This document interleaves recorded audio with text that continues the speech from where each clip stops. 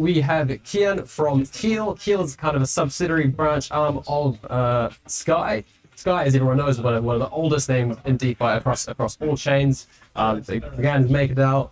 And Keel is a part of their branch into Solana. So, Cian, thank you so much for coming on. Thanks for having me. How's the event treating you so far? It's been good. It's been a lot. It's been a lot? A lot of positive. Yeah. A lot of positive? Fantastic. So, we'll dive straight into it. Keel sailed... Yeah. We need more of those. You know? We've got to keep the wings on. Get some more airflow. So Keel, so Cian. We're still miking up. Still working up? We're live here. We're still working up. Thanks. Right. Fantastic. Keel sailed into Solana DeFi a few months ago. You come with this big promise to inject $2.5 billion into the Solana ecosystem and really re-dynamize what's going on here. So let's start there. Why does Solana need a massive injection from some DeFi OGs such as yourselves? Yeah, I mean, look, Solana's been getting it on almost every front. The tech is there. Most of the products that we need are there. The core primitives are there. But all of this for the next stage of growth needs liquidity, and it needs kind of discipline and the kind of rigor that comes from a pedigree like Sky. So we're very much here to work with the existing team to do these protocols, but sort of trying to bring that liquidity at scale that really is only made possible by a stablecoin treasury like Sky. Fantastic. And how has that allocation been going so far? What's the process that decides which apps get some of that fund? Yeah, I mean, it's very early days. We announced 2 months ago. Most of our core infrastructure went live over the last couple of weeks. We got basically the pipe that plugs directly into Sky and Ethereum flowing through to Solana. All that kind of core pipe work was deployed initially in the last 2 to 3 weeks. We've got integrated with our first 2 partners, Camino and Drift. And OGs. Yeah, of course. And first dollars have started to flow, and we'll be rocking that up gradually over the next couple of months. So a lot of stuff is to make sure we do this correctly, make sure we scale in a way that's responsible and can handle this capacity. So it is very much a ramp up rather than a sudden, Yeah. As much as everyone would love this idea that you come in and you just pour in 2.5 billion, you need to be a bit more discerning and a bit more methodical with how that's distributed. Exactly right. And we want to do this in a way that's sustainable and can scale, it can be done responsibly. And for that sort of scale to be happening, in particular markets that are dynamic based on utilization, you will cause enormous shocks if you try to dump any sort of that sort of scale of liquidity. So yeah, it's about doing this responsibly, doing this the right way, and doing it the way we can continue to do it. Yeah. So how can the listeners actually see that? So if they go on to Camino right now, are they going to be able to see this, or what does that look like from, I guess, a user perspective? Yeah, I mean, this is one of the questions we get a lot, right? Which is like, how do you actually interface with Keel? And we're sort of a step back. I guess most folks are used to having a product they can sort of touch and feel and connect with. Yeah. We very much are kind of the pipework behind this, right? It's on-chain infrastructure, it's the liquidity layer rather than a tangible product. So yeah. Really, if we're doing our job correctly, you almost don't even notice where it's coming from, right? You see it in the form of scale, much better liquidity over time. And one of the things we're most excited about is bringing more kind of rate stability. So a big part of a balance sheet like Sky's, the ability to be more elastic in the stablecoin supply, means that you see a lot less, sudden spikes where people need to unwind, looping, things like that. Yeah. But that's certainly how you'll see it in the DeFi space. And then, of course, I'm sure we're going to get talking about it, but the RWA side, that's going to be a much larger stepwise change as opposed to kind of gradual we'll see in DeFi over the coming months. Yeah. So as you mentioned, the RWA angle, you're going for kind of 500 million specifically for RWAs. I understand it's the single largest placement that we've seen in Solana DeFi into the RWA space. So what's the timeline for how that's going to roll out? If you don't have any RWAs on chain right now, are you completely sidelined for this? Is there something that can bring in unlaunched RWA assets here? Yeah, so we kicked off what we call the Regatta, which is a very public, very open RFP process to invite asset managers, issuers, organization platforms to present assets that already exist and on live on Solana today, but also assets that are either in development, on their way. We have split into 2 tracks. Track A is very much focused on this first $500 million, and that is assets that are ready or can commit to being ready by the 31st of March next year. And then the second track is, I guess what described as like pipeline. So it's about opening up relationships and dialogues with guys that are building assets, may not be ready today, will be available over the next 12 to 18 months. Opportunity for these guys to promote what they're working on. And we're also working very closely with the Solana Foundation to help sort of almost do like a point in time snapshot or a census of what does the market look like in terms of readiness? Are there gaps? Do we need to work with organizations to get more transfer agents to be able to support Solana? Are there tokenization platforms that have enough coverage? Do we need better Oracle coverage? Whatever it is that can start to accelerate more and more of these high quality tokenizations for future allocations beyond this first time. Yeah. A big part of 2025 for Solana has been this proliferation of RWAs. We're seeing treasury bonds, we're seeing tokenized stocks, we're seeing reinsurance protocols that have kind of got a massive spread. How are you thinking about which kinds of RWAs you're going to be, moving capital towards? Yeah, dead right. It's been so interesting to see the variety and spread of different types of assets, and RWA, I guess, is such a broad term. Very broad. Yeah. We've also got whiskey. We were speaking to a guy who's tokenizing whiskey, tokenizing gold, and We've had such fascinating conversations. There's like someone tokenizing farmland in the Midwest, in the US. We've seen all sorts. I guess for Keel, we roll up to ultimately a stablecoin treasury, so we very much need to do quite disciplined asset liability matching. The types of assets that we need to look at are relatively narrow, right? So you need dollar-denominated assets, capital preservation, which is crucial. So that means low volatility, low duration, low exposure to any kind of directional risk. So no Pokemon cards there. No Pokemon, no whiskey. But yeah, so it's very much looking at kind of institutional grade, yield-bearing, dollar-denominated assets, highly liquid assets. And so there's just a whole bunch of terrific products out there in traditional finance. And so a lot of this is about working with those folks to find the right way to do it, a high quality tokenization of those assets and bring it on chain and bring the liquidity with it.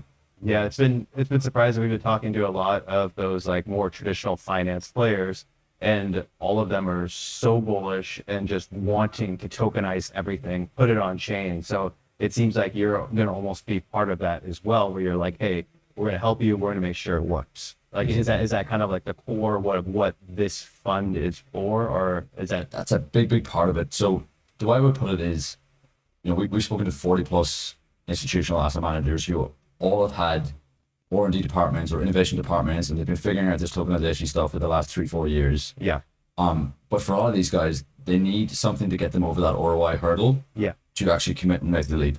And so I think almost everyone, certainly within crypto, but I think also within traditional finance, gets tokenization and gets the vision of why we want it. Yeah.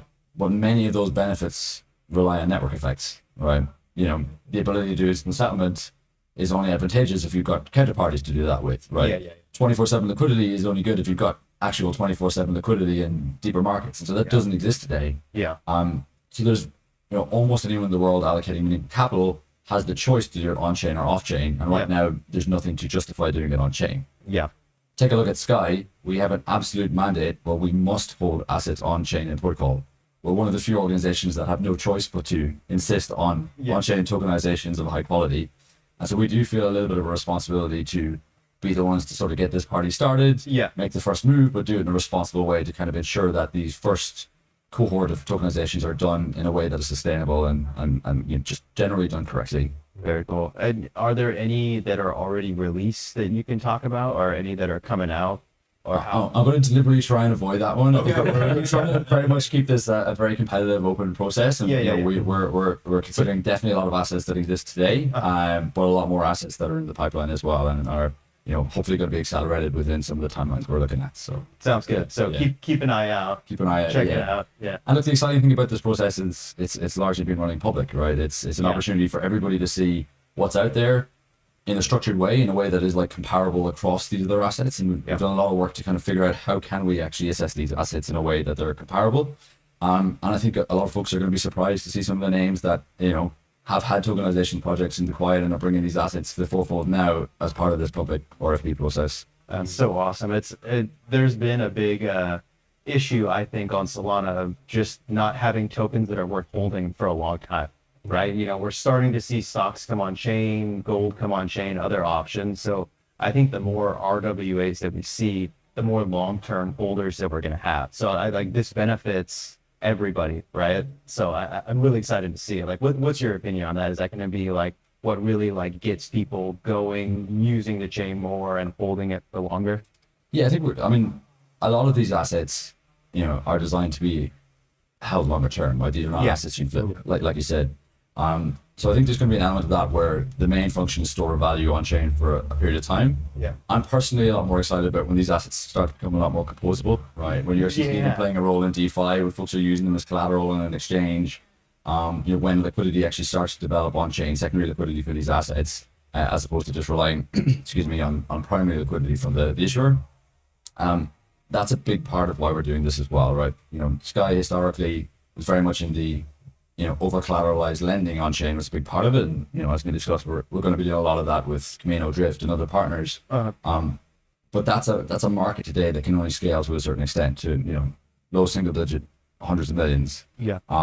For us to grow, to be able to allocate billions of dollars into on-chain stablecoin lending, we need new high quality assets. Yeah. People want to collateralize in lending markets and post that and get access to stablecoin lending. So a big part of what we're doing today is like importing yield from off-chain where there isn't basically sufficient demand for stablecoin lending. Yeah. But the second order benefit of that is the composability, the ability to grow lending as a result of having, a new larger variety of these high quality collateral assets. Yeah. I think stablecoins are really so much at the heart of everything that's happening at the moment. And 2025 has been the stablecoin year. We've seen a zillion stablecoins from every country. Every issuer seems to want their own stablecoin at the moment. Against that backdrop of TradFi and bank interference, how critically important are truly decentralized stablecoins to our on-chain economy? I think there's a whole bunch of reasons why. I think there's been a lot of debate this year as well about the over-reliance of USDC. USDC, of course, is the critical backbone. It's almost all the liquidity against other pairs is backed against USDC on Solana. There's a benefit to diversity, and we've certainly seen that in the fiat-backed stable space. But one of the things that originally got me super excited to work with Sky to enable Keel to bring USDS to Solana in a meaningful way is the value of a collateral-backed debt token. Structurally, for whatever reason, there's been a few attempts, but Solana historically hasn't had a debt token like USDS or DAI. And it has a really, really impactful effect within lending markets that Ethereum has benefited from day one, which is its ability to have an elastic stablecoin that can expand in its supply to meet demand for borrowing and contract whenever markets sort of contract as well. And that's really, really powerful in what we talked about earlier in rate stability and the ability to avoid these like sudden shocks and spikes that we have largely today due to the over-reliance on fiat-backed stables. So is it that all stables in all categories serve a purpose? They're important for different use cases. Yeah. But of course, we're very excited to bring the benefits that come from an asset like USDS. Yeah, I'm excited to see that too, because I don't know, when you talk about stables on Solana and you look at the volumes, it's all USDC, and it's kind of a good thing and a bad thing, right? Like one, it's been very reliable.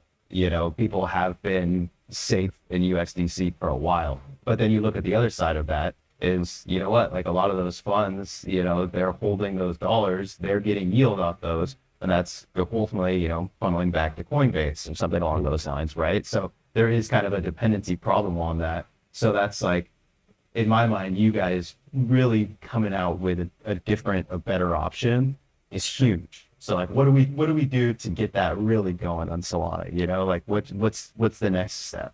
Yeah, I mean, look, by the way, don't get me wrong. We also operate in all of these other stables as well, right? We are not exclusively a USDS allocator, though that's sort of the secret sauce that enables us to do what we do. Yeah. I think in terms of like greater adoption of USDS, Sky brought it sort of on its own with a bunch of incentives, working with partners to begin with. But actually the thing that makes USDS powerful is having the dynamic allocator behind it. So Keel is sort of that missing piece that makes USDS more effective by distributing it in through these markets at scale rather than relying on just individuals to do that. Yeah. The other piece of the puzzle then, of course, is the yield, right? And sUSDS exists on Ethereum. It doesn't exist on Solana today, but it is coming very soon. Okay. That's sort of what completes the circle, right? And sUSDS provides a stable, continuous, yield that doesn't spike up and down on short periods of time. That is sort of like some of the highest quality yields in DeFi.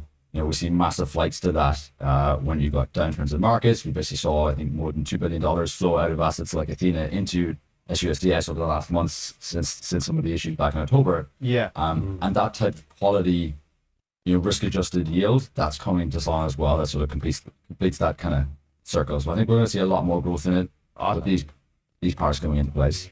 It's been one of the conversations that has been top of mind for us over the past few days. We're here with trillion-dollar asset managers, a lot of TradFi, a lot of suits. I'm curious to hear your opinion on this as a DeFi OG. Have we kind of sold our soul, in a sense, to the TradFi giants? Are we shirking away the original values of what made this industry so special and allowing this institutional capital to arrive?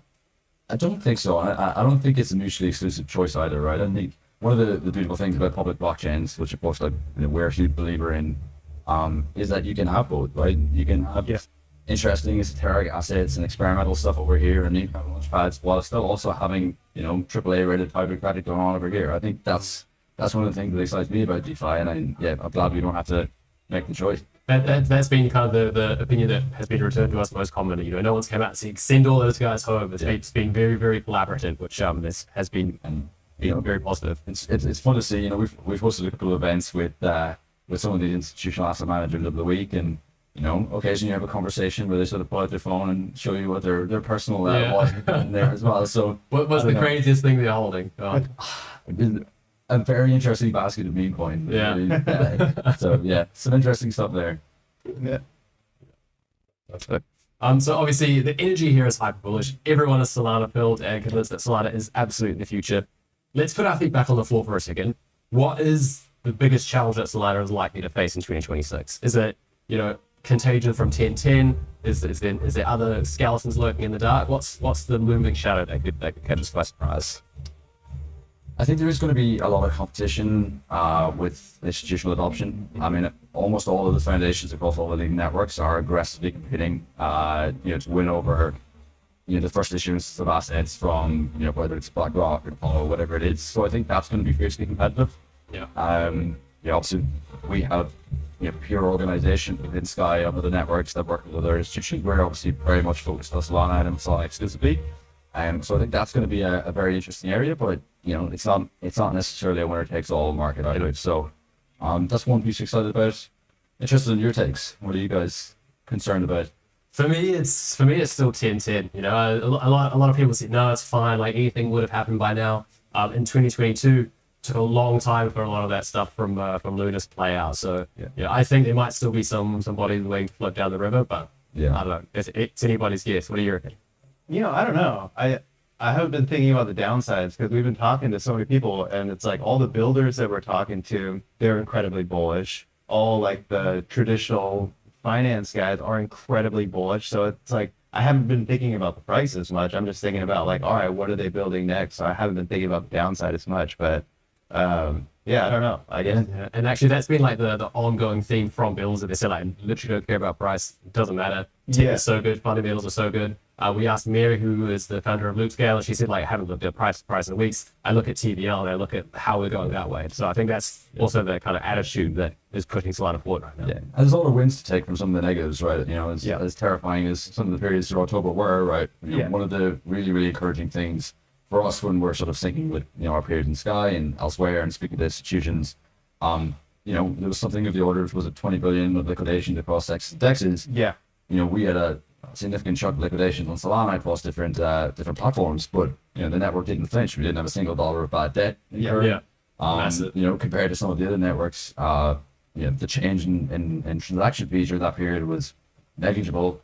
The network just continued to rock right through it, no problem. So I think it's like a real endorsement that some of these systems are reaching the point of maturity that we can start to scale, you know, the scale of allocations into them. Yeah, 100%. And on that note, let's say we're talking 2026 breakpoint. You know, we're out in England. What exactly would be like the success story that you could tell? Like if everything went great, like what would that look like? For Keel specifically, I think we would, you know, be very excited to be well on our way to the 2.5 billion commitment from you know, from Sky into Solana. I think we would like to have seen that we've managed to stimulate a lot more activity in the RWA space, and we've brought on a couple of, you know, high profile asset managers with intent to do a lot more than just that first tranche. And I'd love to see that we've managed to scale lending markets significantly on Solana as well. Got a lot better rate stability, kind of brought that DeFi at scale that you know, Solana's somewhat lacked today. Yeah. Fantastic. Well, Keel, I've understood that you have places you have to be after this reasonably urgently. So as much as I would love to keep you here and pick your brain, we will let you out. Thanks so much for joining us on Solana Floor. It's been a real pleasure. Hey, really appreciate it. Great meeting.